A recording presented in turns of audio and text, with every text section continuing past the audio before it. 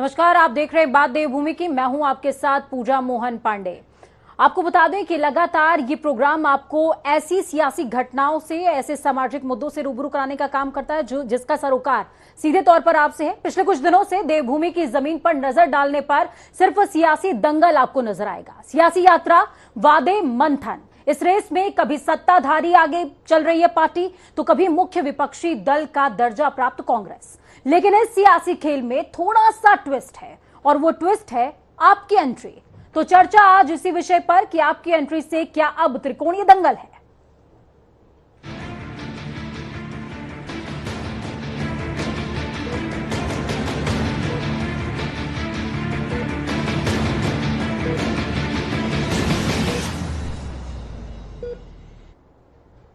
धर्मनगरी इन दिनों सियासत का अखाड़ा बनी हुई है। केजरीवाल उत्तराखंड में थे तो दोनों मुख्य सियासी खेमों में हलचल, क्योंकि जितनी मशक्कत के बाद दोनों दल यानी कि भाजपा और कांग्रेस जमीन तैयार करते हैं और लगता है कि मामला अब कुछ ट्रैक पर है, तभी आम आदमी पार्टी संयोजक केजरीवाल की एंट्री होती है और सारा सियासी गणित चौपट हो जाता है। इस बार भी केजरीवाल ऐसा ही बयान देकर गए हैं, जिसके बाद दोनों ही दलों की सांसें सासत में आ गई हैं। तो आज चर्चा केजरीवाल की एंट्री से बने सियासी ट्रायंगल पर करेंगे, पर उससे पहले केजरीवाल का ये बयान सुनिए। पहली चीज तो हमारी पार्टी में थैली का सिस्टम नहीं है। जैसा मैंने कहा, हमें राजनीति भी नहीं करनी आती और भ्रष्टाचार भी नहीं करना आता। ये हमारे खून में ही नहीं है, पहली चीज।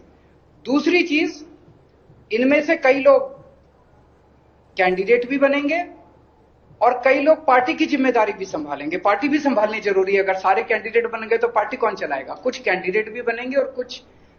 तीसरी चीज, दूसरी पार्टियों के अंदर अच्छे लोग आज बहुत ज्यादा वो महसूस कर रहे हैं, घुटन महसूस कर रहे हैं। सभी अच्छे लोग, जो उत्तराखंड का विकास चाहता है, जो उत्तराखंड के युवाओं के रोजगार के लिए, बिजली के लिए, पानी के लिए, सड़क के लिए लड़ना चाहता है, और जो ईमानदार है, उन सबका आम आदमी पार्टी में स्वागत है। सब लोग अपनी अपनी पार्टियां छोड़ दो और आम आदमी पार्टी में आ जाओ। तो सबका स्वागत कर रहे हैं केजरीवाल। इस चर्चा को अहम बनाने के लिए हमारे साथ स्टूडियो में मौजूद होंगे नवीन पिरशाली, प्रवक्ता हैं आम आदमी पार्टी के, नवीन ठाकुर बीजेपी के प्रवक्ता हैं, लखपत बुटोला जी प्रवक्ता हैं कांग्रेस के, और योगेश कुमार वरिष्ठ पत्रकार के तौर पर एक निष्पक्ष राय अपनी साझा करेंगे। आप चारों का ही बहुत बहुत स्वागत है जनता टीवी के इस मंच पर। शुरुआत करते हुए सबसे पहले बीजेपी का रुख करते हैं। बीजेपी से हमारे साथ नवीन ठाकुर मौजूद है। नवीन ठाकुर जी, सीधा सवाल आपसे। 300 यूनिट बिजली फ्री, बेरोजगारी और पलायन का मुद्दा भी उठाया गया। इस दौरान खुला निमंत्रण दे दिया है तमाम सियासी दलों में मौजूद लोगों को, जो आम आदमी पार्टी में आना चाहता है वो आ जाए। सीएम कैंडिडेट इनके पास है। आप लगातार कहते चले आए कि बिजली के बूते पर पहाड़ को जीता नहीं जा सकता है, क्या कहना है? पूजा जी, अरविंद केजरीवाल और पार्टी बहुत अच्छे से जानते हैं कि कौन तेल होगा ना राधा नाची। ना ये सत्ता में आएंगे कुछ तो जो मर्जी अनाप घोषणाएं करते हैं, अपना के लोगों को रोजगार देने की बात कर रहे हैं। ये पता दिल्ली में कितने लोगों को रोजगार दिया, यहाँ पर उत्तराखंड को राजधानी बनाने की बात कर रहे हैं। ये पहले बताया दिल्ली को कितना आध्यात्मिक राजधानी बता दिया। ये सेल्फी विद टेम्पल, तो इनको जो है दिल्ली में जो 100 करोड़ तो सेल्फी विद हज हाउस शुरू करनी चाहिए थी। ये बताया दिल्ली में कितने फ्लाईओवर बनाए। इनके मोहल्ला क्लिनिक दिल्ली में है, वहां जो है पशु चल रहे हैं। काल के दौरान पैर ना पकड़ते तो दिल्ली में जो 12 राज्यों की जनता रह रही थी, उनकी सांसद में डाल दी थी लोगों ने। जो केंद्रीय योजना है पूजा जी, से दिल्ली में लागू नहीं कर पाते। और बात करते हैं उत्तराखंड की आयुष्मान योजना, जो कोरोना काल में मील का पत्थर साबित हुई, जिससे गरीब व्यक्ति ने 5-5 लाख रुपए का जो है लिया, बचाई। वो विश्व की सबसे बड़ी स्वास्थ्य योजना अरविंद केजरीवाल ने दिल्ली में लागू नहीं की। और उत्तराखंड में आकर जो है दिखा रहे हैं। तो ये पूछ रहे हैं, जब ये दिल्ली के लोग यहाँ आकर जो है उत्तराखंड की जनता के पास जाएंगे तो जनता पूछेगी कि दिलवर नेगी के हत्यारों को बचाने का काम क्यों किया। ताहिर हुसैन जो आम आदमी पार्टी जिन पर दंगों के दाग हैं, पर नेगी के कत्ल के धब्बे के कपड़ों पर नवीन जी, जिस वक्त आप अपनी बात साझा कर रहे हैं, नवीन पिरशाली जी लगातार मुस्कुरा रहे हैं, मैं उनके पास भी जाऊंगी, लेकिन उससे पहले लखपत बुटोला जी का रुख कर लेती हूं मैं। लखपत जी, इस मामले में तो नवीन जी से इत्तेफाक रखते होंगे आप। आम आदमी पार्टी को लेकर दोनों ही पार्टी की राय तो मेरे ख्याल में सेम है। पूजा जी, मैं समझता हूँ कि डिबेट गलत एंगल पे हो रही है जी। आप यदि सही एंगल को देखे तो हिसार वाले बाबा को हिसार वालों ने पानी धूल सटा दी थी, पानी पिला दिया था, 0.01% वोट दिया था। दिल्ली में जो बेरोजगारी दर पिछले 1.5 साल में 32% इंक्रीज हुई है, 32% जी। ये CMIR का रिपोर्ट है, लखपत बुटोला की रिपोर्ट नहीं है। 2-3 दिन पहले तुमने देखा हो दिल्ली में नावें तैर रही थी। मैं तो कहता हूँ कि इस पार्टी का तो अभी नाम लेना ही बेकार, जिसका वार्ड मेंबर नहीं है उस पर चर्चा करना, डिबेट करना, हवाई जहाज में बैठ के देहरादून में आए, प्रेस कॉन्फ्रेंस की, दिल्ली वापस चले, हल्द्वानी में आए, प्रेस कॉन्फ्रेंस की दिल्ली। अरे उनको पता है नीति माना की क्या समस्या है, धारचूला की क्या समस्या है, उत्तरकाशी, पिथौरागढ़ की बिलेश्वर क्या समस्या है। ये चीजें जो समझनी पड़ेगी। दिल्ली 1484 वर्ग किलोमीटर में कई बार कह चुका हूँ, और 84 इतना तो मेरी ग्राम सभा है, जिला पंचायत का क्षेत्रफल इससे बड़ा होता है, और उसके अलावा देश की राजधानी सबसे ज्यादा टैक्स पेयर है। ये जो बातें कहना, देखो एक 2017 में डबल इंजन के बाबा आए थे इस उत्तराखंड को, जो उन्होंने बड़े बड़े जुमले दिए थे, ये उनसे भी छोटे बाबा उनसे बड़े जुमलाकार है। इसलिए कहना यहाँ के लोग भ्रमित नहीं होने वाले, एक बार भ्रमित हो गए हैं 2017 में। मैं समझता हूँ यथार्थ मुद्दे 1 लाख रोजगार देना, बोलना। आप एक चीज बताए 5,000 महीने का देना, आप एक चीज बताए 300 यूनिट बिजली फ्री देना। आप तो कल के दिन सब घर बैठ जाएं, वोट दे दें और कुछ करने की जरूरत नहीं। देश का विकास होगा, प्रदेश का विकास होता रहे, सड़कें बनेंगे, बिजली बनेंगी, वर्ल्ड क्लास स्कूलें मिलेंगे, सबको फ्री में घर में पैसा मिलेगा। रेवेन्यू का जनरेशन कहाँ से होगा, कहाँ से जनरेट होगा रेवेन्यू, ये बताने की जरूरत नहीं पड़ती। 66-67 करोड़ के कर्जे में प्रदेश डूबा हुआ है, वो बताने की जरूरत नहीं।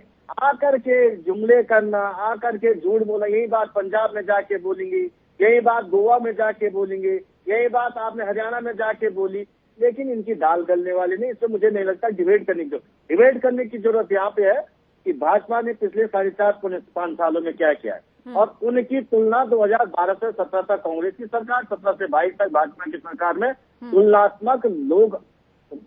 तुलनात्मक रूप से देखेंगे। रोजगार किसने दिया, शिक्षा किसने दिया, स्वास्थ्य किसने दिया, महिला सुरक्षा किसने दी, उत्तराखंड के रहन सहन, खान पान, कला, भाषा, बोली, संस्कृति की किसने बात की, उस पर लोग आकलन करेंगे। मैं समझता हूँ प्रबुद्ध जनता इस प्रदेश की है, और भूमि के देवतुल्य लोग हैं, वो इस तरह के जुमलों में नहीं आएंगे। और मैं आपसे कह सकता हूँ, योगेश जी का रुख मैं करूंगी, लेकिन उससे पहले नवीन पिरशाली जी का रुख कर लेती हूँ, क्योंकि सिरे से कांग्रेस ने नवीन जी आम आदमी पार्टी को दरकिनार कर दिया और कहा कि रेस में जब वो है ही नहीं तो उनकी चर्चा ही क्यों होनी है।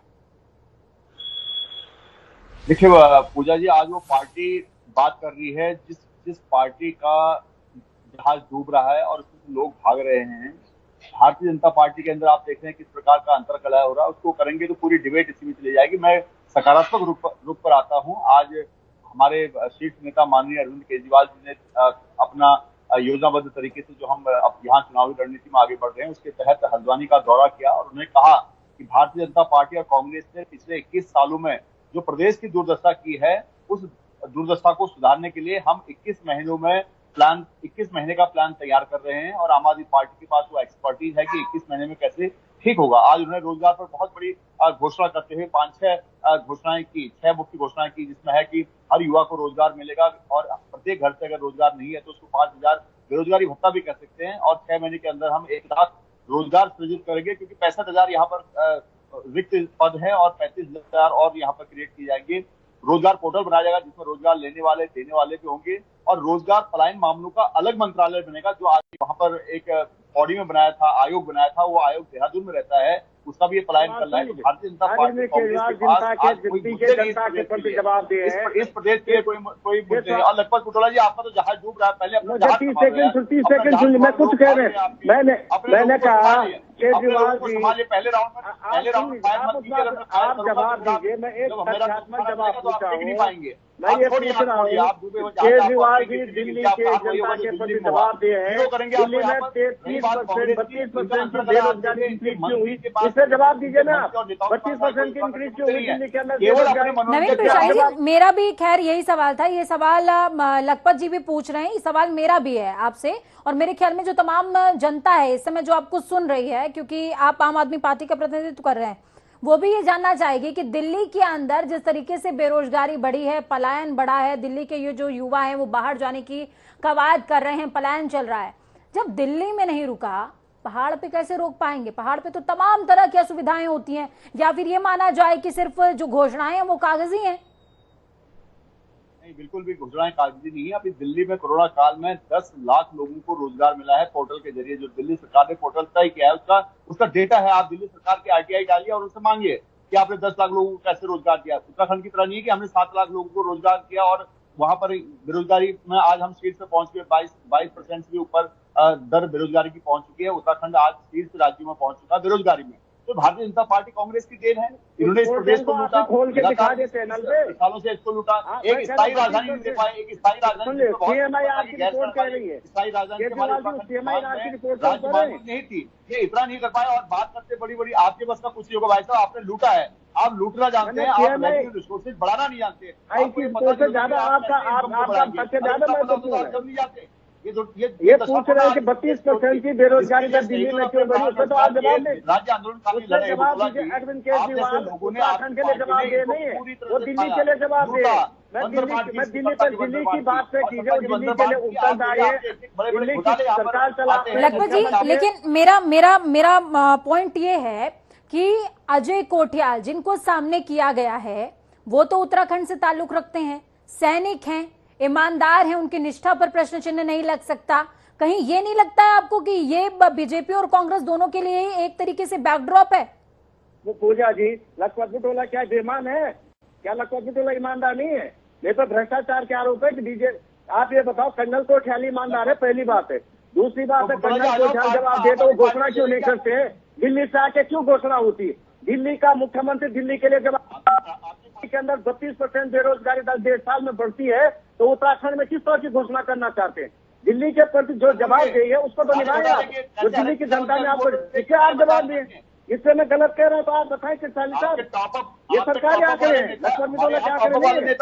और दूसरी बात, यदि आप दिल्ली में इतना काम है, उत्तराखंड के नेता है, उत्तराखंड के नेता कहें, मैं कह रहा हूँ उत्तराखंड के नेता कहें इस बात को कि हम ये देना चाहते हैं, हमारे पास ये मॉडल है, ये विजन है। आप जवाब दें, क्या आप उत्तराखंड के नेता इतने नपुंसक हो गए हैं, इतने नपुंसक है कि वो योजना नहीं बना सकते, घोषणाएं नहीं कर सकते, यहाँ की जनता को नहीं बता सकते कि हम इन चीजों को लेकर हमारा रोड मैप है, हमारा आइडिया ये है, हम उत्तराखंड को ये देंगे। इससे तो आप जवाब देंगे ना।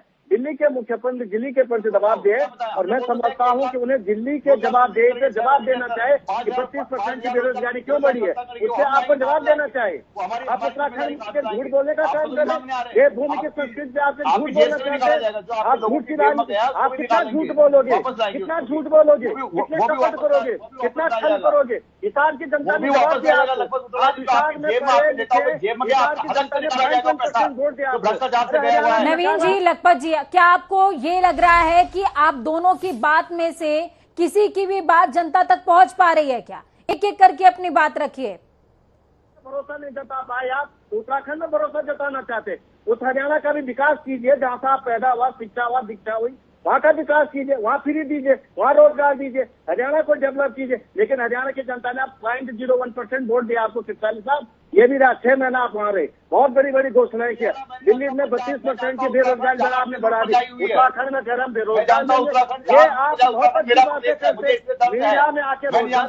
नवीन जी, बीजेपी शांत है क्यों? बहुत स्वीकृति है कांग्रेस को। साहब यथार्थ पे बात कीजिए, यथार्थ पे बात कीजिए, सत्य बात है कि देवभूमि की भूमि सत्य बोलिए, ये झूठ मत बोलिए। दिल्ली में हुए ना 2 बार, राजनीति मत दिल्ली में 2 बार 0 हुए, सुन लीजिए, ये राजनीति मत कीजिए, फ्रेज की राजनीति मत कीजिए, झूठ की राजनीति मत कीजिए, उसको कलंकित करने का काम मत कीजिए। आप दिल्ली के अंदर गंद मचा रहे, उत्तराखंड नहीं हो सकता, उस उत्तराखंड के अंदर नहीं हो सकता। समझ, दिल्ली के अंदर आप रोजगार की बात कीजिए। मैं पूछना चाह रहा हूँ 1.5 साल में बेरोजगारी क्यों सबसे ज्यादा बड़ी दिल्ली के अंदर, इससे आप जवाब दिए। जनता के जवाब दिए, 10 लाख रोजगार। चलिए नवीन जी से जवाब ले लेते हैं, नवीन ठाकुर जी से जवाब ले लेते हैं। नवीन जी, बहुत देर से आप कुछ नहीं बोल रहे हैं, तो क्या ये माना जाए कि कांग्रेस के साथ में आपकी मौन स्वीकृति है क्या, या फिर बीजेपी में सब कुछ ऑल इज वेल है? पूजा जी, आपने सबसे पहले मुझे ही बोलने का मौका दिया था और मैंने सारी बात रखी। जब आपने जो है नवीन प्रशाली जी को कहा बोलने के लिए, तो वो बात कर रहे थे और बौखलाने का काम जो है इन विपक्षी दलों का है। आप मेरी कोई भी डिबेट देखिए, मैं किसी के उसमें इंटरप्ट नहीं करता जब तक वो मुझे इंटरप्ट ना करे। पहले राउंड में कभी किसी को मैंने आज तक इंटरप्ट नहीं किया। मेरी सारी डिबेट देख लीजिए, क्योंकि एक जो है अच्छी डिबेट, स्वस्थ डिबेट तभी होगी जब एक व्यक्ति अपने समय पर बोले। जब दोनों व्यक्ति बोलते हैं तो डिबेट सब्जी मंडी बन जाती है। ठीक है। और भारतीय जनता पार्टी का इन दोनों दलों से कोई मुकाबला नहीं। मुकाबला सच में इन दोनों का ही है, जिस प्रकार यहाँ हो रहा है। दोनों में ये मुकाबला है कि मुख्य विपक्षी दल कौन बने। तो ठीक है, दोनों अपना जो है लड़ाई लड़े और जो भी मुख्य विपक्षी दल है उसको सामने आए। मतलब आप ये तो स्वीकार करते हैं ना कि आम आदमी पार्टी फाइट में है? नहीं, ये कांग्रेस तय करेगी फाइट में है कि नहीं है। ये कांग्रेस के साथ उसकी फाइट है, हमारा इनसे कोई मतलब ही नहीं है दूर दूर तक। देखिए हमारे सामने कहाँ ठहर रहे हैं, ना कांग्रेस है ना आम आदमी पार्टी है। इनका आम आदमी पार्टी के पास तो धरातल पे कार्यकर्ता तक नहीं है, कोई कैडर तक नहीं है। और कांग्रेस भी 2.5 से इकाई में चुनाव से पहले ही आ गई, चुनाव के बाद इकाई में ही बसती है, नहीं पता नहीं। तो ये दोनों आपस में तय कर लें। और क्योंकि इनकी नुरा कुश्ती है, सब जानते हैं कब ये गलतियां डाल लेंगे मौका आने पर। ये दुनिया ने पूर्व में देखा है, इतिहास का हुआ है। और भारतीय जनता पार्टी अपने विकास के दम पर, अपने कैडर के दम पर, जो हमने लगातार काम किया, जो हमारा जो है 11,352 बूथों पर काम हो रहा है, जो हम 11,352 बूथों पर काम कर रहे हैं, हम उनके दम पर चुनाव में जाएंगे। और आम आदमी पार्टी वाले किसके दम पर चुनाव में जाएंगे मुझे नहीं जानकारी। ये 70 अपने प्रत्याशी जुटा पाएंगे नहीं जुटा पाएंगे। मुख्यमंत्री का चेहरा है 2017 में जो है। नवीन जी, आप आपके पास में लौटूंगी। नवीन जी, आपके पास में लौटूंगी। नवीन प्रशाली जी, आपको भी मौका मिलेगा। लखपत जी ने हाथ उठाया हुआ है बहुत देर से, उनसे बात कर लेते हैं, उनका वर्डिक्ट ले लेते हैं। ये यही नवीन ठाकुर जी है जो 6 महीना पहले कहते कि त्रिवेंद्र से बेहतर कोई मुख्यमंत्री नहीं है। त्रिवेंद्र जी 0 टॉलरेंस, उनके नेतृत्व में चुनाव लड़ा जाएगा। फिर कहने लगे तीरथ रावत कितने अच्छे मुख्यमंत्री, वो उनके नेतृत्व में लड़। अरे पता है आपको, अभी सिखाने के नेता में लड़ते नहीं लड़ते, आपको क्या पता है? सुन लीजिए, इतना मत उत्साहित हुए, क्या पता धामी भी न बदल जाए। अभी 3-4 महीना चुनाव होते, इतना मत उत्साहित हुए। बात यह है कि आपने किया क्या है प्रदेश में। देश के अंदर सबसे ज्यादा बेरोजगारी उत्तराखंड को दे दिया, 65,000 करोड़ के कर्जे में प्रदेश डुबा दिया। तो महिला 3 विधायक जेल में घूम रहे, उससे आपको कहना नहीं आता है। कुंभ के अंदर भ्रष्टाचार कर दिया आपने, 4 धाम यात्रा कल खोल पाए आप। ये कुछ नहीं है आपके। आप अपने आप आपदा में अवसर देते रहे, आप जैसे कार्यकर्ता करोड़पति अरबपति बनते रहे, जनता सड़कों पे ऑक्सीजन तक नहीं मिल पाए, सड़कों पे तड़पती मरती रही। आपने विकास किया, यही बूथ देख रहे थे, आप मैनेज कर रहे थे। प्रदेश की जनता ने बूथ मैनेज के लिए दिया आपको, तो चुनाव जीतने के लिए उनकी सेवा के लिए मौका दिया था, इसलिए दिया था। आप बूथ मजबूत, उनको रोजगार, शिक्षा, स्वास्थ्य दो, महिला सुरक्षा दो। कि आप केवल बूथों पे लोगों, देश का पैसा, इनकम टैक्स का, शेयरों का पैसा बूथों पे मजबूत करो, कार्यकर्ताओं को मजबूत करो, प्रदेश की जनता को मजबूत मत करना है। प्रदेश में रोजगार मत देना। लखपत जी, आप कह रहे हैं कि उत्तराखंड को बेरोजगारी दी है भाजपा ने, और मसूरी में मसूरी विधानसभा क्षेत्र में पुष्कर सिंह धामी ऐलान कर रहे हैं कि युवाओं के लिए रोजगार की जो सुविधा है उसको आसान बनाया है उन्होंने। 4.5 साल में क्या किया, इनसे पूछे।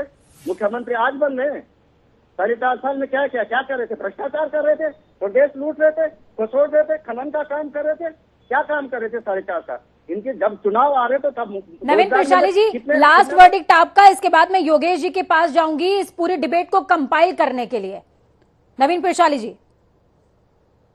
मैं फिर वही बोल रहा हूँ कि भारतीय जनता पार्टी के अंदर इतना अंतरकलह है, और 5 स्थिर सरकार का वादा करके आज 3 सरकारें इन्होंने बदल दी है। चौथा मुख्यमंत्री कब बदल जाए, इनमें आप देख रहे हैं कि वैसे सैद्धांतिक तौर पर तो TSR 1 होने चाहिए थे इनके मुख्यमंत्री के कैंडिडेट, क्योंकि 4.5 साल उन्होंने कुर्सी पर रहे। लेकिन इनकी पार्टी ने खुद स्वीकारा कि वो नकारा मुख्यमंत्री थे, उनको बदला। तीरथ रावत जब आए तो उन्होंने कहा कि इन्हीं के नेतृत्व में चुनाव लड़ेंगे, और अल्पावधि में ही उनको चेंज किया गया अनजान कारणों से। मुख्यमंत्री धामी जी लाए तो उनमें भी कभी हाँ कभी ना की स्थिति आई है। ठीक है, तो योगेश जी, बहुत मैं माफी चाहूंगी आपसे कि बहुत लेट आपको मौका मिला, लेकिन आप निर्णायक, निष्पक्ष निर्णायक की भूमिका में हैं। तो इस वजह से थोड़ा लेट हुआ आपको शामिल करने में डिबेट में। मैं ये जानना चाहूंगी और तमाम दर्शक जो देख रहे हैं वो ये जानना चाहेंगे कि इस समय कैट फाइट चल रही है, सियासी दंगल चल रहा है सूबे के अंदर, इसमें आप आम आदमी पार्टी का रोल कहां देखते हैं, कांग्रेस और बीजेपी इन तीनों के बीच की फाइट को कैसे देखते हैं और आगे उत्तराखंड का भविष्य कैसे देखते हैं, सियासी भविष्य?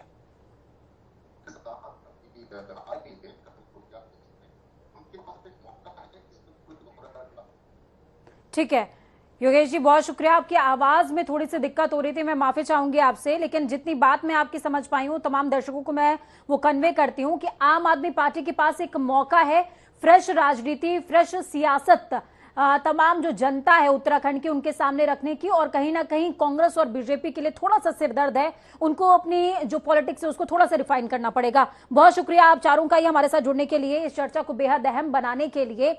वक्त यहाँ पर छोटे से ब्रेक का होगा, लेकिन सियासी दंगल और सामाजिक सरोकार से जुड़े मुद्दे जो हैं वो तमाम बार चर्चा का विषय बनते रहेंगे और आपको पता चलता रहेगा कि आपके सूबे में आखिरकार हॉट टॉपिक क्या चल रहा है। वक्त छोटे से ब्रेक का।